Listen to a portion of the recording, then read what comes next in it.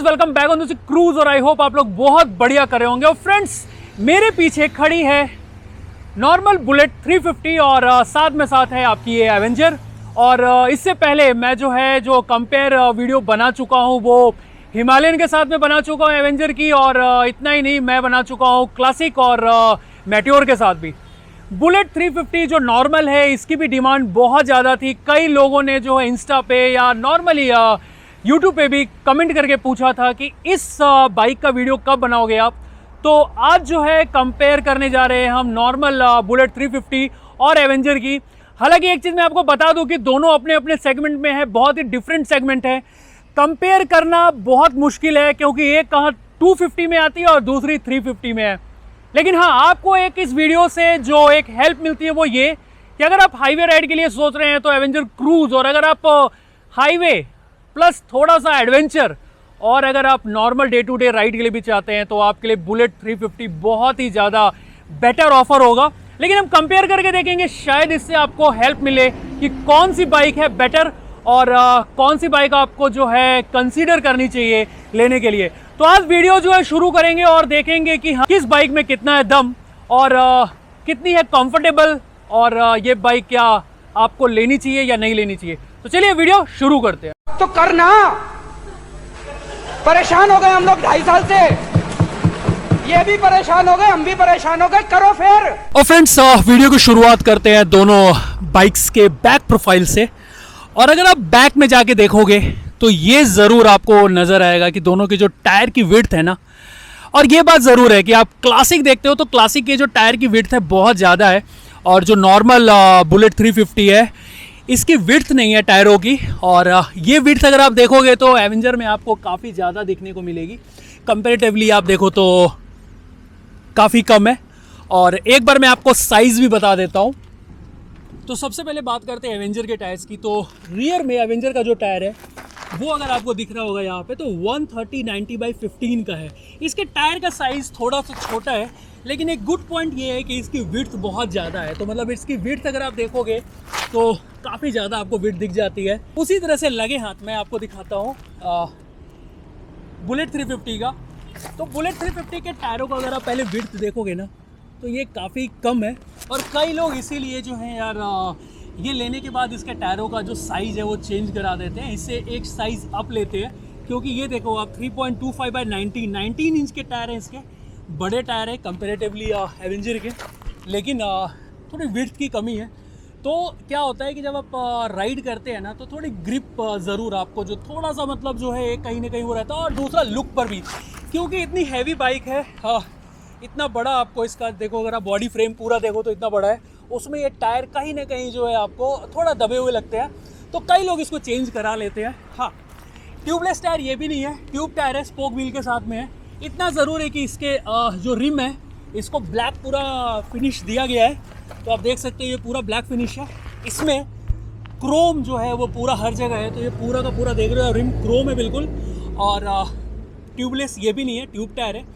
तो यहाँ पर दोनों की अगर सिमिलरिटीज़ की बात करें तो टायरों का साइज़ बिल्कुल ऑल टुगेदर डिफरेंट है और कहीं से भी मैच नहीं आता है ना खाता है। इसके अलावा अब हम बात करते हैं सीट्स की। तो इसका जो सीट है ना, मैं अगर क्लासिक से बात करूँ तो उससे ज़्यादा बेटर है, क्योंकि एक जो बैठने का कंफर्ट होता है वो इसके सीट्स में ज़्यादा है। स्प्लिट सीट्स नहीं है, साथ साथ आपको पूरी जॉइंट सीट है। और आप ये देखो तो सिंगल, अगर आप यहाँ पे देखते हो तो जो राइडर है उसके बैठने के लिए भी बहुत बढ़िया है। और प्लस पिलियन के लिए भी जो विड्थ है इसकी वो काफ़ी ज़्यादा है। तो कंपैरेटिवली अगर आप एवेंजर के साथ देखोगे तो एवेंजर का पिलियन सीट देखो आप कितना पतला है। तो हमेशा मैंने बोला है कि यार इनिशियल आपके 50-60 किलोमीटर्स के लिए तो this is not going to create a single issue. लेकिन आप अगर बहुत लंबा राइड करने का सोचते हो ना तो ये ज़रूर आपको प्रॉब्लम क्रिएट करती है। ये वाली जो साइज़ है वो सीट्स की, राइडर के लिए एवेंजर तो मास्टर है, नो डाउट।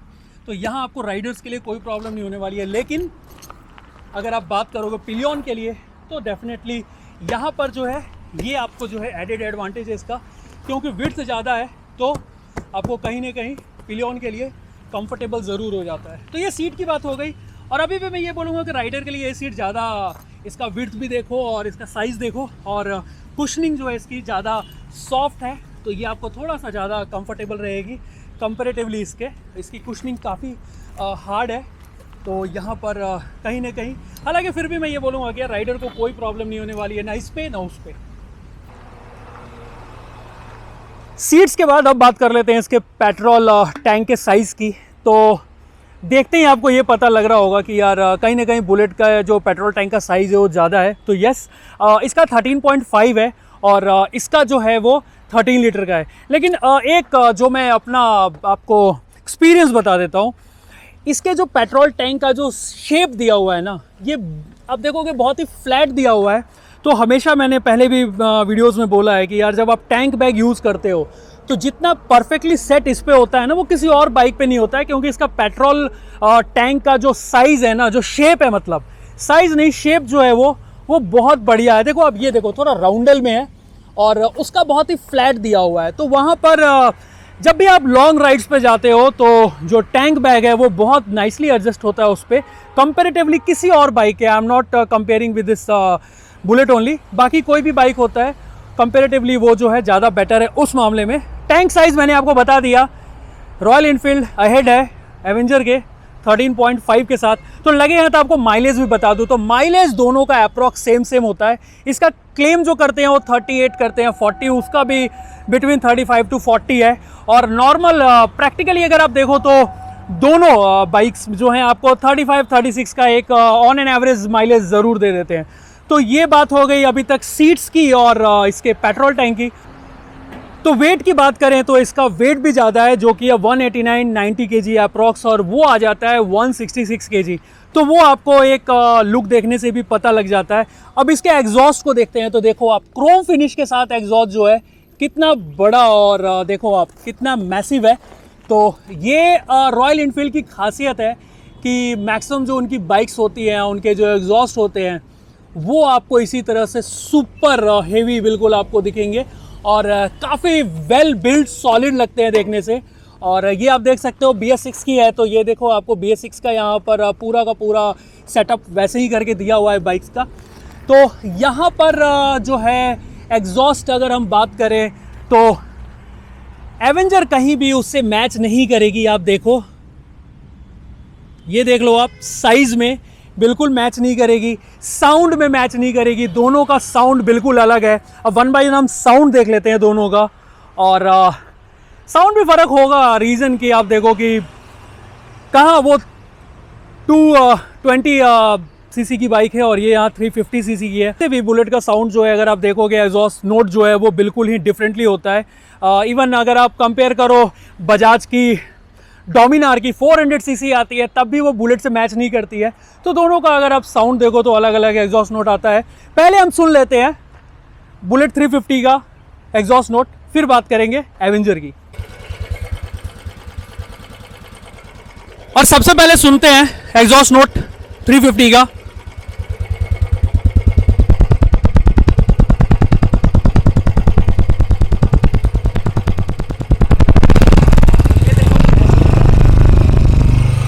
तो ये देखा आपने एस्केलेट करने पे कैसा आता है।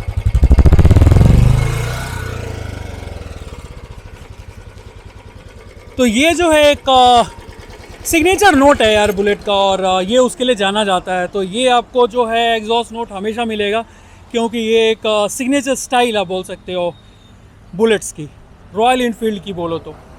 अब चलते हैं एवेंजर के उसमें, और यहाँ आपको एक बहुत ही स्मूथ सा एक जो एग्जॉस्ट नोट मिलेगा। इतना थंपिंग सा और इतना सॉलिड नहीं मिलने वाला है। अगर सब लोग मैच करने लगे रॉयल इनफील्ड के साथ में, तो फिर रॉयल इनफील्ड अलग कैसे दिखेगा।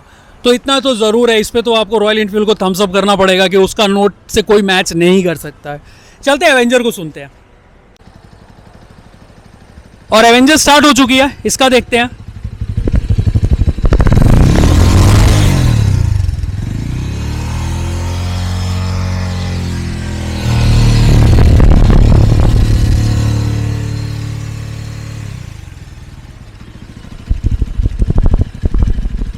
तो ये देख सकते हो आप, और कंपेयर भी कर सकते हो कि रॉयल इनफील्ड का यार सिग्नेचर नोट जो है वो बिल्कुल डिफरेंटली रहेगा हमेशा ही।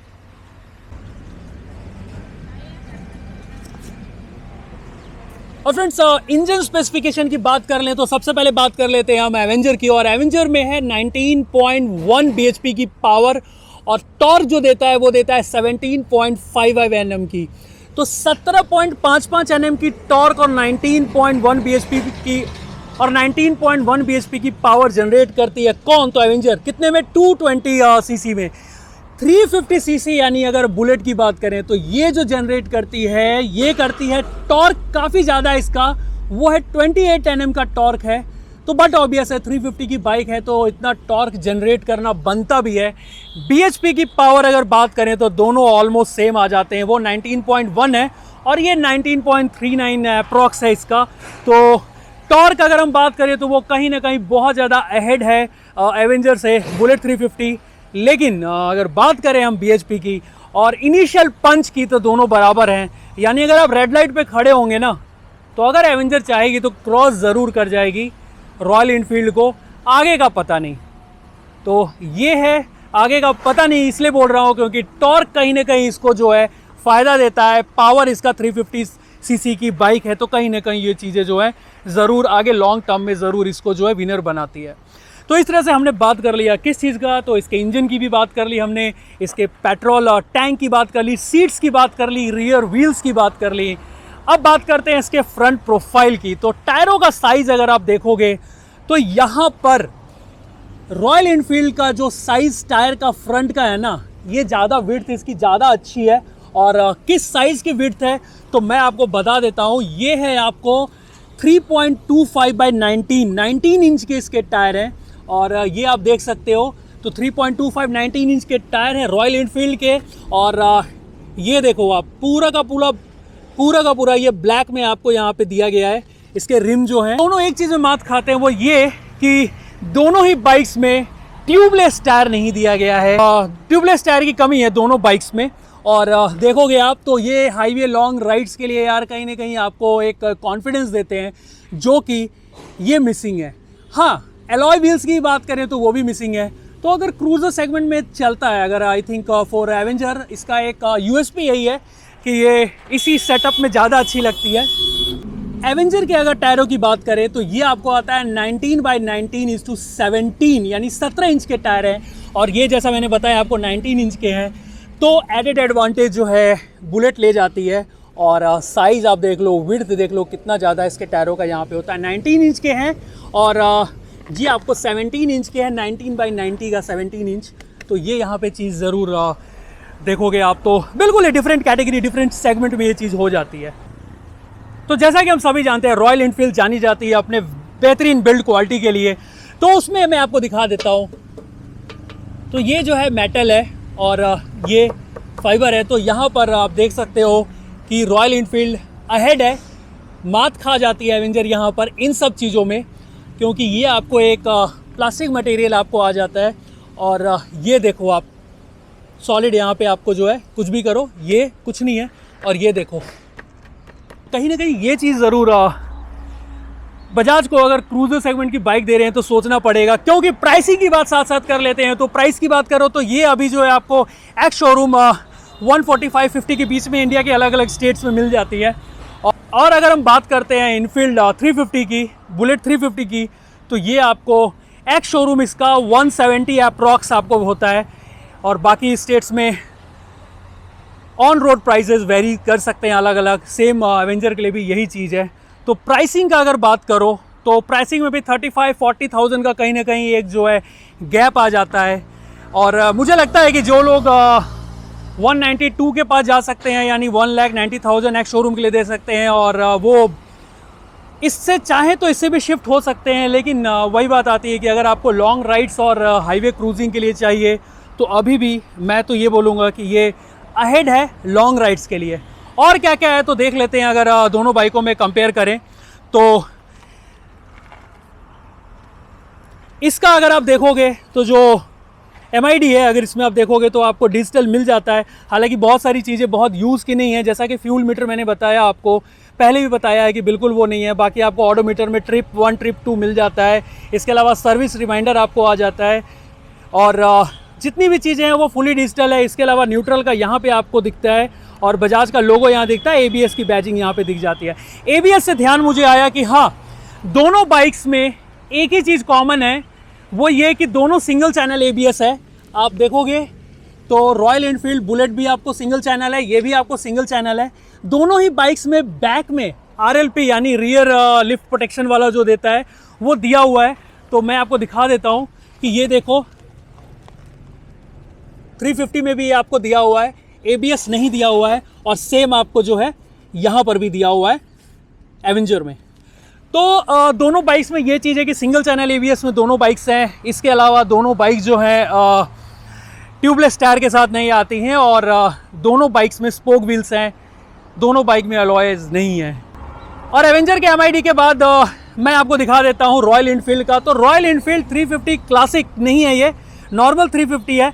और इसमें देखो आपको डिजिटलाइजेशन की बात करें तो अभी ये थोड़ा सा दूर है, और ये अभी भी अपनी जो पुरानी जो चीज़ है उसको फॉलो करती है। और आई थिंक वो एक जो क्लासिक अप्रोच है वो रखना चाहती है बुलेट, इसीलिए इसने यहाँ पे आप देखो MID पूरी तरह से एनालॉग है, यहाँ पे कुछ भी डिजिटल नहीं है। इसके साथ साथ अगर आप बात करो तो फ्यूल के लिए यहाँ ABS का इंडिकेटर अगर आप देखोगे तो ABS का यहाँ दिखता है, इंजन हजार्ड लाइट्स यहाँ दिखते हैं, और लो फ्यूल इंडिकेटर भी यहाँ पे आपको दिखता है, जो पहले बाइक्स में नहीं दिखा करता था। अब ये लो फ्यूल इंडिकेटर जो है ये दिखने लगा है, लेकिन अभी भी फ्यूल कितना है वो बताता नहीं है इस वाले में। नए वाले क्लासिक में वो चीज़ ज़रूर आ गई है। और अगर लुकिंग ग्लास की बात करें तो यहाँ पर कहीं ना कहीं अपनी क्वालिटी से कॉम्प्रोमाइज़ ज़रूर किया है, क्योंकि लोग जब इतना पैसा दे सकते हैं तो यहाँ अगर ये मेटल का या फिर अगर क्रोम फिनिश के साथ मेटल में कुछ ऐसा देते तो शायद ज़्यादा अच्छा लगता। ये प्लास्टिक क्वालिटी आप देखो तो बहुत बढ़िया नहीं है, और इस बाइक के साथ में जो इसकी पर्सनैलिटी है उसके साथ बिल्कुल ही मैच नहीं करती है। जहाँ तक ये मेरी ऑब्जर्वेशन है, मुझे नहीं लगता मैच करती है।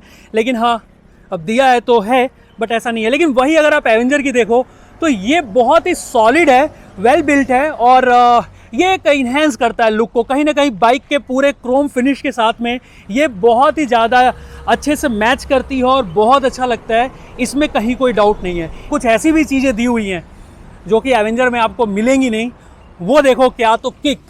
अब आप किक देखो, आजकल मैक्सिमम बाइक्स किक्स नहीं देती हैं, लेकिन बुलेट को देखो तो इसने यहाँ पर ये चीज़ प्रोवाइड कराया है। और यहाँ पर यार कहीं ना कहीं कॉस्ट कटिंग न करने की कोशिश की है, और ये जो है सोचा है किसके उसमें, तो कस्टमर के फेवर में सोचा, और इसके लिए जो है यहाँ पर इन्होंने एक किक ज़रूर दिया हुआ है। ऑल्दो ये बाइक इजी स्टार्ट है बट किक दिया हुआ है।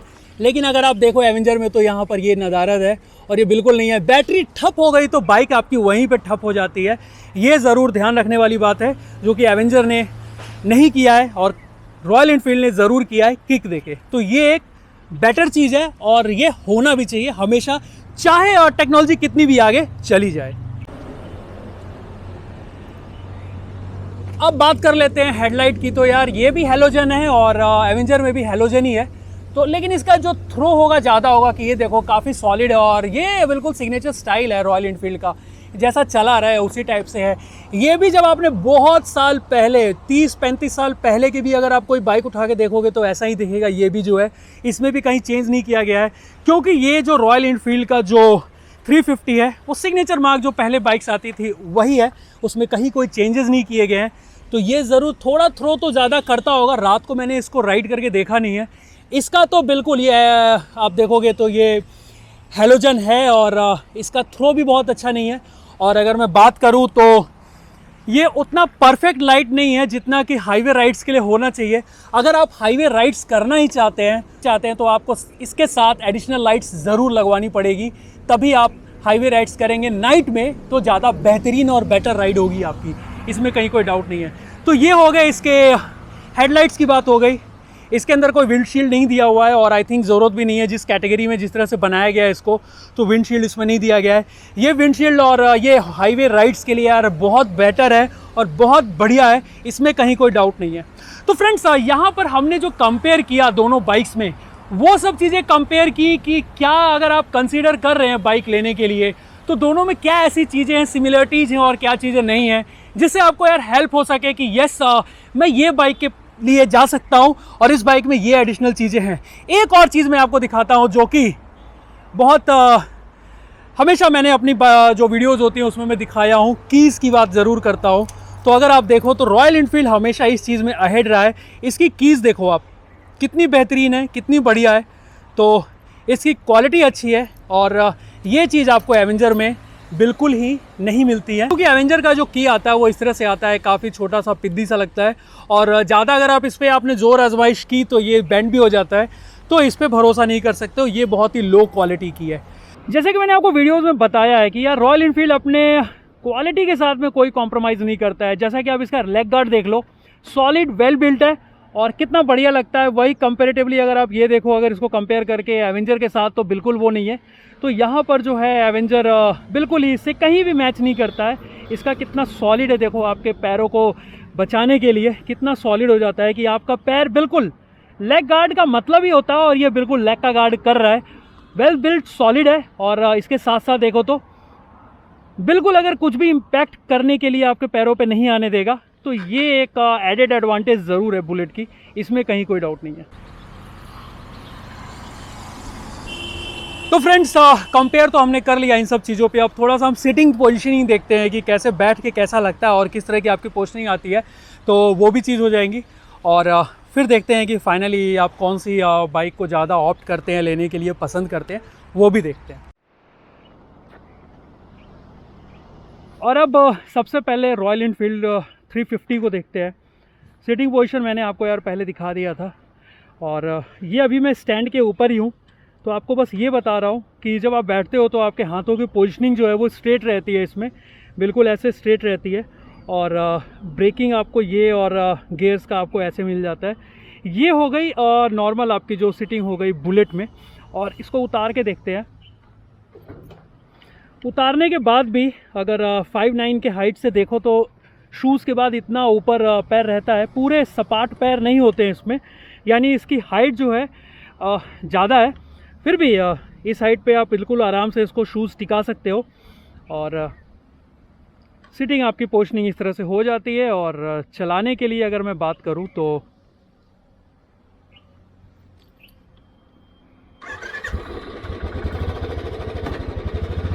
एक रॉयल इनफील्ड की जो साउंड होती है ना, वो चीज़ आपको थम बिल्कुल दिख जाता है इसमें।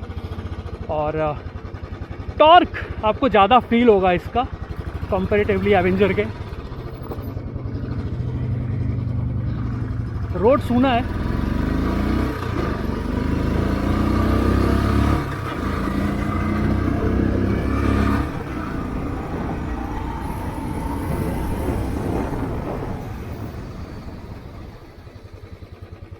ABS ब्रेक लेके देखा, ब्रेकिंग अच्छी है इसकी। सडनली ये 80 पे पहुंच गई थी इतनी हैवी होने के बाद भी। तो ये बाइक, इसको आप पहाड़ों पे ले जाओ, लॉन्ग राइड्स पे इसको भी ले जाओ, या नॉर्मल अगर आप शहर के कट टू कट ट्रैफिक में भी चलाते हो तो कहीं कोई प्रॉब्लम नहीं होने वाली है। और इसका टर्निंग रेडियस यहाँ से देखते हैं घुमा के।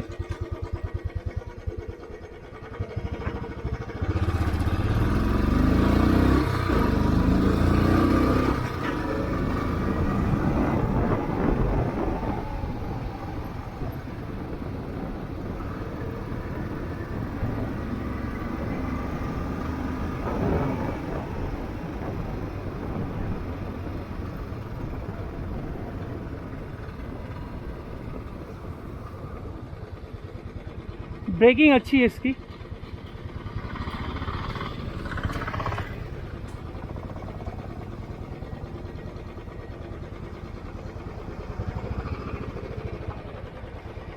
और एक बार लगे हाँ तब एवेंजर को भी चला के देखते हैं और फिर फाइनल वर्डिक्ट मैं आपको बताता हूँ कौन सी आपको कंसीडर करनी चाहिए। इस बाइक को तो बहुत बार चलाया है, हमेशा चलाता रहता हूँ और सिर्फ कंपेयर करना इसलिए आपको बता रहा हूँ कि इसमें आपकी पोजीशनिंग थोड़ी कंफर्टेबल हो जाती है, बेंड कर जाते हैं आपके हाथ। और इसके अलावा देखो तो लेग आग पे देखो कितने बिल्कुल ज़मीन पे पड़े हुए हैं। और क्योंकि इसकी हाइट उससे बहुत डाउन है, इस कारण से आपके पूरे पैर लगते हैं ज़मीन पे, कहीं भी उठना और ऐसा नहीं होता है। तो ये चीज़ हो जाती है। स्टार्ट करें और एक स्मूथ साउंड आती है इसकी अगर आप देखो बुलेट से तो। और इसके अलावा वैसा जो रॉयल इनफील्ड का जो टॉर्क है वो फीलिंग नहीं होगी आपको, लेकिन पंच आपको उसके बराबर मिलेगा।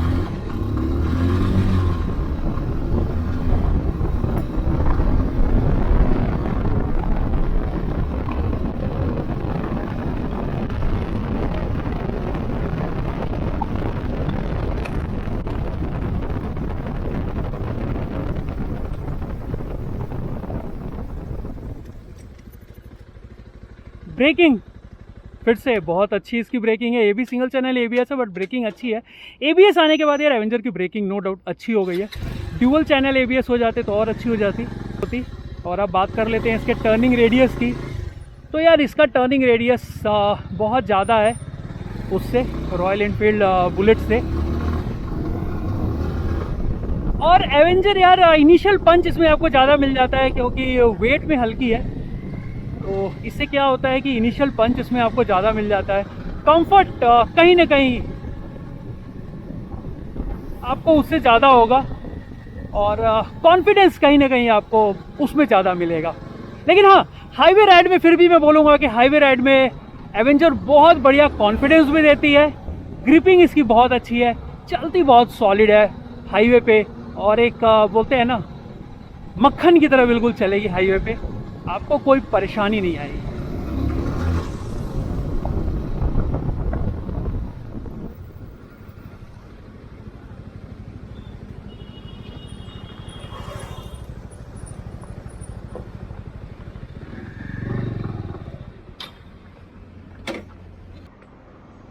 तो फ्रेंड्स ये दोनों बाइक को यार हमने 1 to 1 जो भी है चीज़ें कंपेयर करके भी देख ली, और साथ ही साथ जो हमने राइड करके भी देखा। बहुत शॉर्ट राइड था, बस एक देखने के लिए कि क्या बेसिक फ़र्क है दोनों बाइक्स में।